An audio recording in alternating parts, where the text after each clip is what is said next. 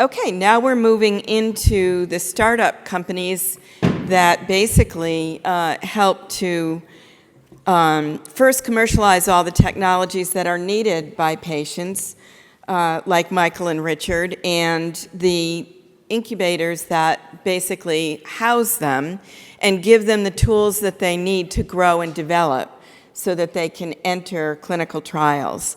And in Philadelphia right now, we are so fortunate to have a multitude of incubators that are working in this area. And so we're going to hear from all of them and what they're doing and how they differentiate themselves and the kinds of resources that they have. So we have Lou Casa, the CEO of Pennsylvania Biotechnology Center, the Hepatitis B Foundation, and the Bloomberg Institute, who will moderate this panel. And we have B Labs. Unfortunately, Matthew Burkhart is sick today, so he will be replaced by Bob, who will be standing in for him. Robert Christmas, the Chief Operating Officer of Pennsylvania Biotechnology Center. Melina Blees, the Site Director of Biolabs Philadelphia. Sarah Jane Blair, the General Manager of CIC and the Innovation Campus Science Center. Tracy Brala, the Senior VP, Strategy and Partnerships for the University Science Center. Danita Henderson, Managing Director of Pennovation Center. Tomasz Iskowitz, Program Director of Penn iCore. And Stephen Nappy, the Associate Vice President, Technology, Commercialization, and Business Development for the Innovation Nest at Temple. So welcome them. Thanks. Thanks, Nancy. And I also want to echo what Nancy said. Very powerful presentations prior, and it really reminds us of why we're all here, and especially at the early stage, to try to help find cures.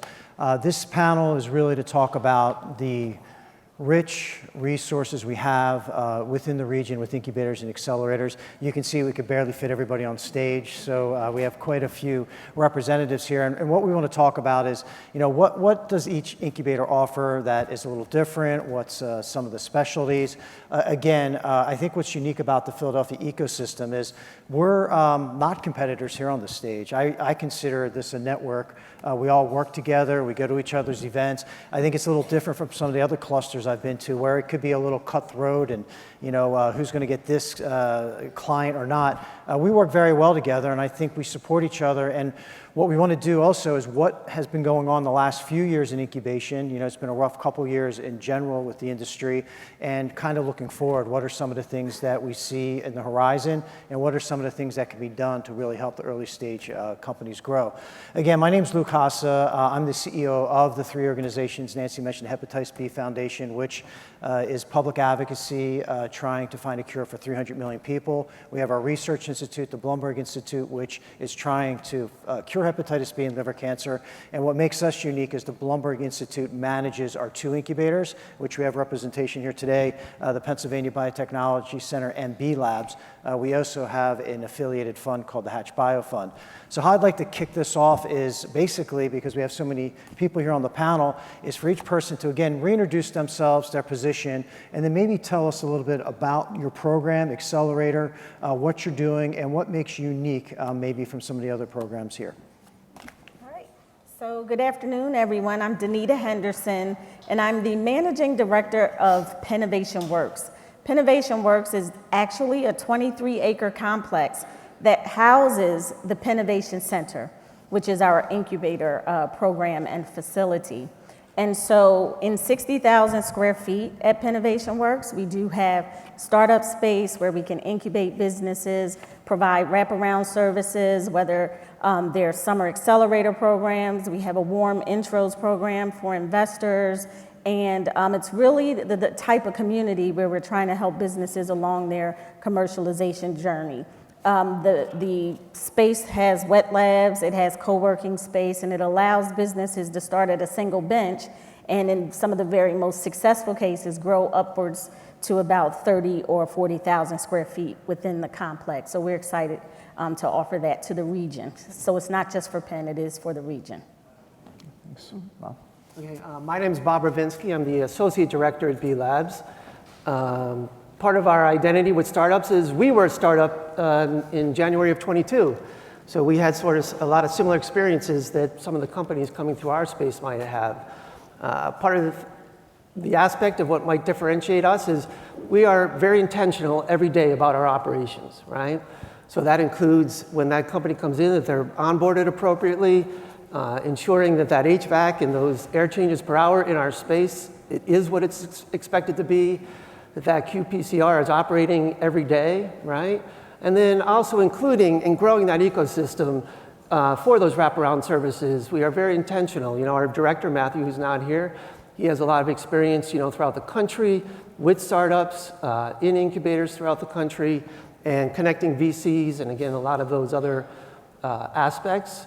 And then to wrap it around, we're also very intentional about our development of the workforce, the biotech workforce in Philadelphia.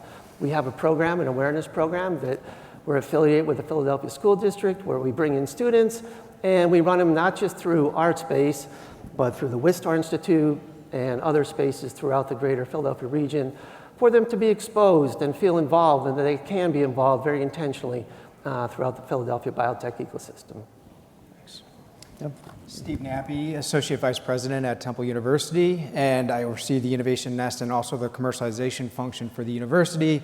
The Innovation Nest is a 9,000 square foot facility funded in part from the Commonwealth of Pennsylvania, Sbarro Health Research Organization, as well as the university, with a mission to advance innovation into meaningful solutions. Based at the Innovation Nest, we have our commercialization team. We have an incubator built in with dedicated hoteling, office, lab space, as well as flexible space for those that don't need dedicated space.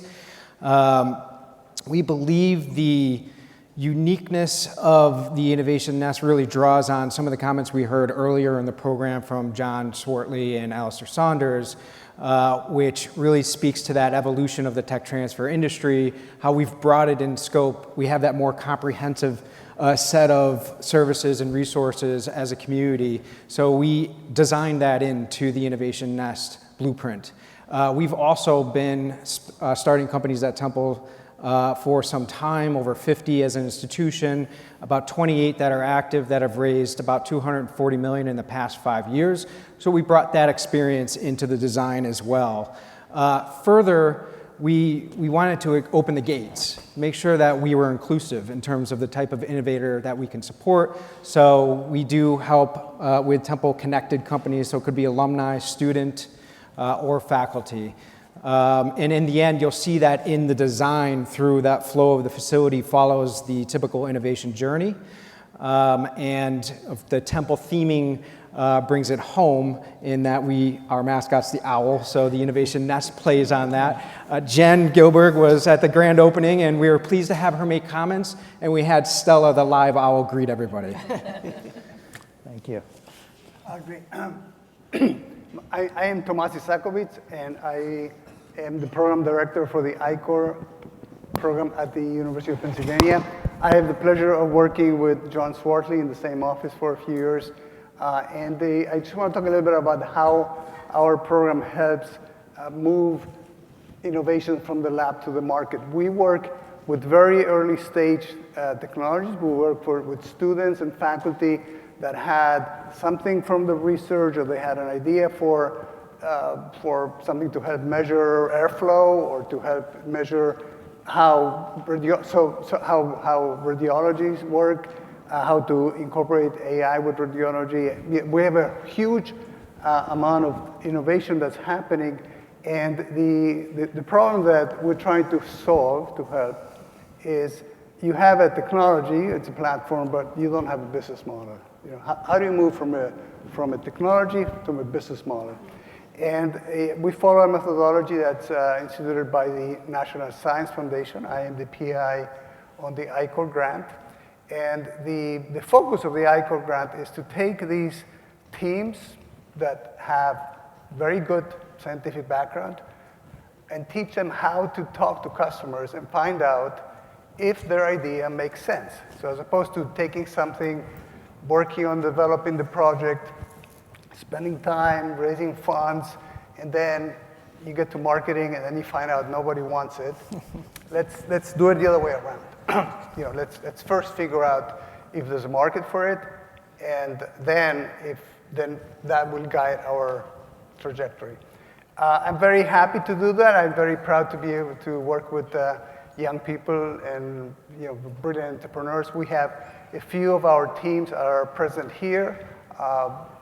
We have a table over there, and they're going to be there talking about that. My personal experience is I started 3 companies, and I failed miserably in 2 of them. And the reason for that was exactly that, because I was building something that nobody wanted. So I took that experience, and I'm bringing it into my portfolio of gifts that I can give to the world. And I hope to help other people figure out sooner if they're going to fail and maybe pivot and go through a direction that's going to make them work. So it's a privilege to be here. Thank you. Thank you. Melina? Hi, I'm Melina Blees. I'm the site director for Biolabs Philadelphia. We are a biotech incubator located right downtown across from Independence Hall in the Curtis Building. We landed in Philadelphia in 2018, previously in partnership with CIC and the Science Center. Now we're just friendly with them. We are an international network of biotech incubators. We've been doing this since 2009. We were founded out of Cambridge, Massachusetts by a scientist entrepreneur who also founded Lab Central, if any of you are familiar with that, which is our sister organization. We have, I believe it's 16 sites now across the US and Europe, all wet lab spaces designed for early stage, high potential biotech companies. So typically it's companies in the seed to Series A stage. We provide all of the equipment, all of the support that they need, the operations pieces around the edges. And then I think for us, a really big differentiator is being part of this network of biotech specialized incubators across the country and across Europe as well, and about to be Japan. So we have access to incredible resources in terms of kind of a brain trust across the country, but also folks who are very well connected in the industry. So we can bring those resources to bear for our member companies and for the wider ecosystem. So we really love being in Philadelphia. We run a whole bunch of ecosystem-wide events in partnership with the other folks on the stage. I think Lou mentioned it, but this is an ecosystem where everyone actually has their eye on the bigger prize, and collaborating across what in another ecosystem might be a competitor is actually a real thing that actually happens here in Philly. So I think that's pretty awesome. Before we get to Tracy, why don't you do a plug because you're doing a collaborative job fair? Yeah, so I think everybody on this stage actually is working with us on it. We're doing an ecosystem-wide biotech jobs fair November 19th. So we're going to have employers from all across the region, including Integral Molecular, Spark, Iovance, Wuji, lots of smaller companies who are hiring for just a couple of jobs, and then candidates from everything from non-degree holders up through PhDs, postdocs, experienced industry scientists in a big space, just meeting each other. Our partners at BioStrategy Partners are going to be running a bunch of parallel programming, including some really cool career trajectory panels and resume support and things like that. So it is free for employers and candidates to participate. You can apply online. If you come over and see us at our table, we have a big poster and some business cards about the event. So please spread the word to anybody who's currently hiring in the biotech space. Thanks. Thanks. Trace. Hi, I'm Tracy Barala, Senior Vice President of Strategy and Partnerships with the Science Center. The Science Center is a 60-year-old nonprofit that sits at the intersection of 3 ecosystems. First is life sciences and healthcare, second is community, and third is really focused on the startup space and how do we make all 3 of these ecosystems work together to drive inclusive economic growth in Philadelphia. So our programs really focus in 2 areas. It's STEM and entrepreneurship exposure. Probably won't talk a lot about that today because one of my colleagues is going to chat with you all later, certainly about the STEM exposure space, and so I'll let her share kind of that space. But really thinking about startup acceleration is what I'll spend a lot of time thinking about.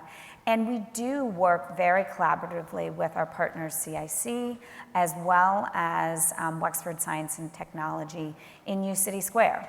And one of our signature programs that I'll probably mention a couple times throughout the course of the day is our Capital Readiness Program.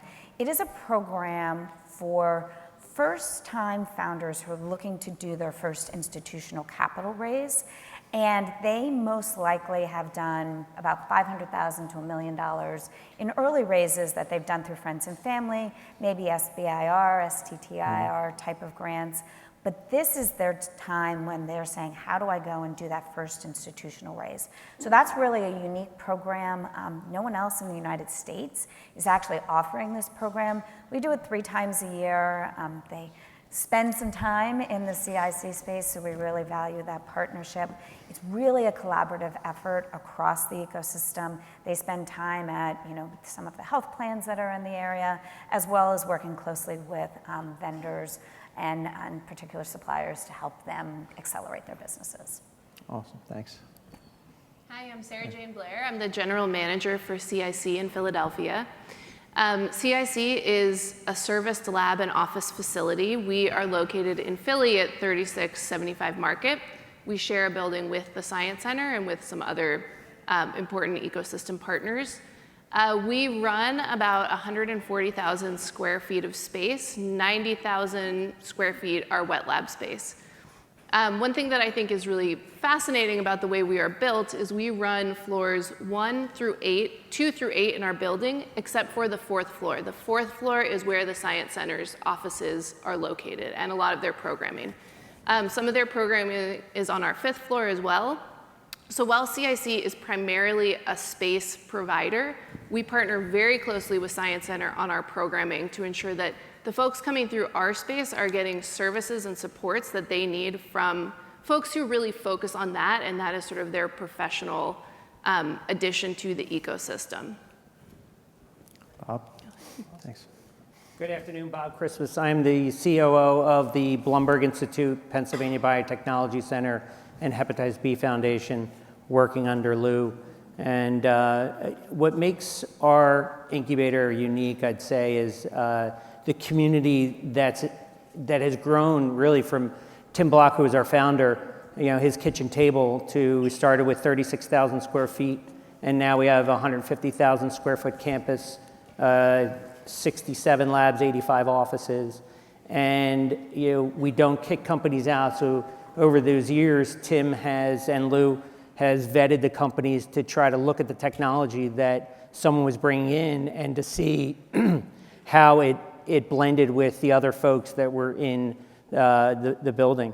And the amount of collaboration that goes on a day-to-day basis, the talking that goes on in the hallways between the scientists is really, really fascinating to me. So for someone who is a non-scientist, I just want to let you guys know that in case you were guessing. But the work that gets done and the talking that goes on is really something I think that sets us apart amongst the events that we hold. We're trying to make sure that every one of our community members, we don't call them tenants, we're very, very, we listen and try to help them in any way, shape, or form, help them understand what the business model can be, instead of just, creating a science project. So, Lou and Tim have done a phenomenal job, and certainly love to be part of it. Thanks, all. And we're almost out of time. No. So, as I mentioned earlier, the last 2 years have been really tough in the industry and with incubation. How have you adjusted your programming, your operations? Do you see the environment improving? Essentially, let the crowd know, what's the temperature right now in the incubators? Anybody can jump in. So I'll jump in. I know at Pennovation, we're seeing businesses pivot in response to the economic environment. And so I talked about that kind of 360 support. So we have an experienced management team, our XM team, and we have an education and entrepreneurship team, our E2 team. So between the two teams, they kind of provide the connections, curated mentorship opportunities, and they're also able to take a look at each company's runway and develop kind of customized financial planning, if you will, and use our real estate to enable their sustainability. So we have a new program called Ramp Up, for instance, where we're able to adjust pricing to allow for a longer runway for businesses, because we're seeing a need for that. So between the mentorship and being very specialized there, and being creative with the ramping up of the real estate investment that they need to make, we're seeing that businesses are able to stay with us longer during challenging times. So. A little bit about our capital readiness program, a little bit more, which I think is unique in this time frame. So we did create it about 2 years ago. We're recruiting right now for our 5th cohort. So if anybody's a startup that's looking to do their first raise, go over to the CIC table. There's QR codes there that can give you information about the program. But what's so critical about this program is while we bring 10 startups from across the country in, we also match them with 5 investors in residence. So we're bringing, on average, about $1 billion of capital into the Philadelphia marketplace for a week. And they're getting to know those service providers, they're getting to know the partners and the collaborators within the ecosystem. And why that's critical is they're the ones that are providing the feedback to the startups on how to better utilize those funds. We heard earlier how difficult it is right now to actually raise those dollars. So how do you most efficiently articulate your need to investors, why you need those dollars, and then how you're going to achieve those milestones because you've de-risked the process throughout the course of the week. I can talk about, so we're fortunate to have a path to get government funding, which is a good thing to have in times where other sources dry up. So for example, we have a team here that started with an idea for a spirometer, an enhanced spirometer that works with an app and enables doctors to see if people are using it and patients to remind them to do it. So they came through our program. We don't offer any funding, but there's a follow-up program that we kind of funneled them into them. They got money from an organization called VentureWell. And our program helps people prepare to have very strong applications. They managed to get an NIH grant, and they're actually now doing an NIH-funded program to help them move forward. So that's a path that we have that helps people in these situations. I was just going to say, so I feel like the last couple years has been a shift from, as everybody knows, a lot of capital in the markets to a lot of folks kind of really struggling to raise that seed round or that Series A round. And so a lot of what we've sort of shifted to doing is providing more of that high-touch support of introductions to venture capital, recommendations that they apply to the capital readiness program.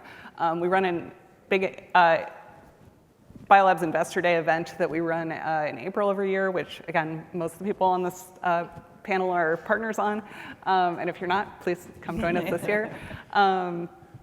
Which is about, again, bringing more capital to Philadelphia from outside the region, investors to come see companies within the region. But a lot of it is kind of pointing them in the direction of resources that already exist, pointing them towards folks who can, and again, I'm sure everybody on this panel does the same for their member companies. And I think that that's an undervalued part of the incubator model in general, is those connections, especially for first-time founders, to, hey, you should come to this event, you should meet some people.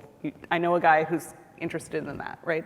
Across our network, we run something called a Golden Ticket program, where companies can apply for a year of free bench space at a Biolab site. There's currently one that we're running that's specifically focused around headaches. So if you know any companies that are working on migraines or other types of cluster headaches or anything like that, it's very, very specific. It's in partnership with a pharma company. But for a company working in that space, that's an extraordinary opportunity to kind of, again, significantly extend their runway and go to anywhere in the world. But we pretty much hope they come to Philadelphia with that opportunity. That's great. Any other comments? I would love to add one thing. I think one piece that hasn't really come up is, I think all of us, especially those of us running space incubators or space providers, is there is a lot of empty real estate right now. And so the folks who are in our spaces, I think, understand the value of the wraparound services and the value add But we are up against empty office spaces, empty, places that used to be higher dollars per square foot and now are lower. And our services are more expensive because we are providing connections. We are providing wraparound services that really help them get to the next step in their journey or understand if the journey needs to pivot and end. So I know at CIC we are feeling when companies are in the space, they really see and feel the value. And it has been more challenging to convince board members or folks from outside of Philadelphia why they should be here and why they should be in a space like any of ours up on this stage. Once they're there, they are sold, and they will start second, third companies. They will move between our spaces as they need. But we are we're still in a more challenging market right now. No, I agree. And we have Jen Gilbert in the audience here, so the next question is around Governor Shapiro's commitment to life sciences, one of the 5 industries he's focusing on. Again, you talk about competition, and we're looking at our next door neighbor, New Jersey. We've got Delaware, Massachusetts, New York. What can the state do to help out the early stage companies and the incubators? Jump in, and maybe this would be an obvious first answer, but if there's, again, really at that early stage, support to help de-risk but also seed these companies. I think from Temple inside the university, we have a new wave, the next wave of innovation standing right at the gates. What's holding it back is both talent, entrepreneurs that we can identify to actually form these companies and get them launched out of universities, because for at least Temple, it's not our faculty members that are actually serving as, say, CEO of the company. We need that separate professional management to run those companies. That's a gap. So where we can put in an effort to help attract, retain, develop, grow our own Philly-rooted entrepreneurs in that area, highly interested. But in addition, of course, that very early stage initial money to get these companies started.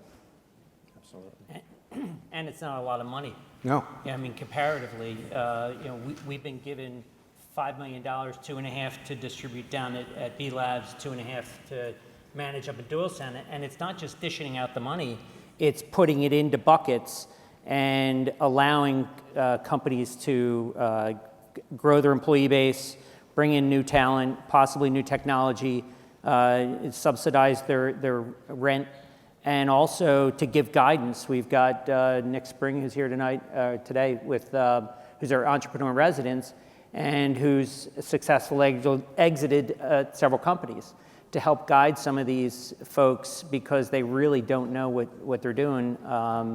They know the science, but what's beyond that? So, and it doesn't take a lot of money to kind of get them off the ground. There's a lot of competitive programs. I've talked with Jen about this, so she knows this. But just in terms of matching funds for angel investors and things like that. So we need more folks in the marketplace who are willing to take the risk with their early stage investors, with the early stage companies. When you get to be more sophisticated, you actually have a lot more of an opportunity with corporate partners to come in, but the federal government, the state government can really help to facilitate and grow that early stage and stabilize that early stage marketplace. I mean, I think everyone would agree. The state commitment would be have a huge impact on what we're doing, especially in early stage, which there's still not a lot of money coming in for seed stage. And then the second thing is the VC will hopefully follow, because those seem to be our 2 big needs.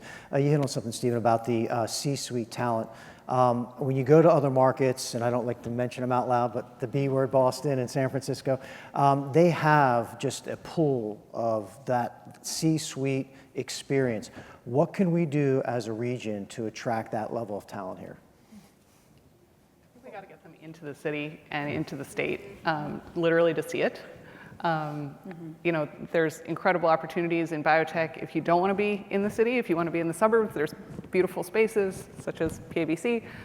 If you're a city girl and you want to stay within the city bounds, there's plenty of opportunities here. I think Philly has a really weird, especially the city, has a really weird reputation if you leave the city, and it's wonderful to actually be here and work here. And so I think some of it is just continuing to grow the ecosystem, continuing to grow these kinds of events that bring people in from outside the market to say, oh, actually, that is a place I would want to live. I think for a while we will be importing C-suite talent because honestly, it just takes enough time for an ecosystem to have multiple rounds of exits before those folks are there. And I will say, at Pennovation, we have the benefit of having the Penn Center for Innovation's Ventures Group right inside of our facility. And one of their strong suits is CEO matching. So we have a really huge network through the Penn Center for Innovation where we're able to find CEOs and match them to those startups. And so we can definitely talk about how that resource could maybe spread a little bit farther and wider throughout the ecosystem so that we can shake loose the talent that might even be here or, you know, kind of right across the border in some cases. On Thursdays at the Science Center, every other week, we run a program called Venture Cafe, and there is a C-suite series. And so it's really focused on kind of ingrown talent in Philadelphia, but getting the CEO, C-suite folks together with their peers with high quality topics every other week so that they know, I mean, everyone says like being a CEO is the loneliest job. And so this is an opportunity to give you really direct access to high quality content, but then also a peer group that you have the opportunity to build off of as well. That's right. Now, we're running a little short on time here. I wanted to ask one final question. We can open up for Q&A here. We saw the AI presentation this morning, which I thought was great. But from the early stage level, you know, what emerging trends are you seeing in this sector that might influence the new startups? Are you seeing AI? Are you seeing different trends in your incubator that you can let our audience know about? I can talk about it. AI comes up all the time now. So this morning we had a researcher talk about radiology and AI. They're actually in the ICO program to take that technology and use it for something else, very similar. We have teams coming to talking about using AI to identify patterns in literature to figure out what's coming up next. So it's, I mean, you know, it's a faucet and it opens up and just people come in from all places and do it. So it's pretty strong. Anyone else? For us, we're seeing new drug development platforms that are interesting. Some based on microbiome-derived drugs, for example, that are based on natural sources within the body that can impact over, in this case, 85 chronic inflammatory diseases. That's through a company that spun out of Temple called SFA Therapeutics. On the chemical side, chemical platform that can actually precisely target proteins of biological interest using billions of new compounds that are uniquely designed, chemically diverse, and highly precise based on this new chemical platform. That's a company called Third Law Molecular. And I know in transit here, I just saw our first AI-based therapeutic in the hopper as well. So yes, we're getting new innovation from that platform as well. That's great. Any other comments before we open it up? All right, is there any questions? Tough to see out there. I know we have lunch coming up, so. Any questions? Going once? All right, well, I want to thank, again, you can see that we have a great incubator, accelerator ecosystem here in the city. Please take advantage of it, and if you see any of us off the stage, if you have any questions. But I'd like to thank our panelists. You guys did a great job. Thank you. So that was a great panel, and you can see how much innovation is getting developed into commercial enterprises for patients in Philadelphia. It's really, really amazing, the vibrancy of the ecosystem here. And I think what the last panel also illustrates is how important the entire ecosystem is. You know, some people say to me, why do you have real estate developers and engineers and architects that are part of your organization? What do they have to do with drug development and the institutions that are creating the innovations? And what you just heard is what they have to do with it. They build the buildings, that these incubators locate in, and that as the incubators grow, as their companies grow and develop, they take up more and more space. And the real estate developers or the building owners have to fit that space out, and they need engineers and architects who know how to do that, because life science activity requires special types of space. You can't just move into an office space with a life science company. You know, they have mechanical requirements, they have floor-to-ceiling heights, they have pounds per square foot in the floor that you need to be able to support all that equipment that is getting used. And so this afternoon, we're going to hear a lot more about the other side of the ecosystem, which is the buildings and the real estate market that helps to support the life science industry.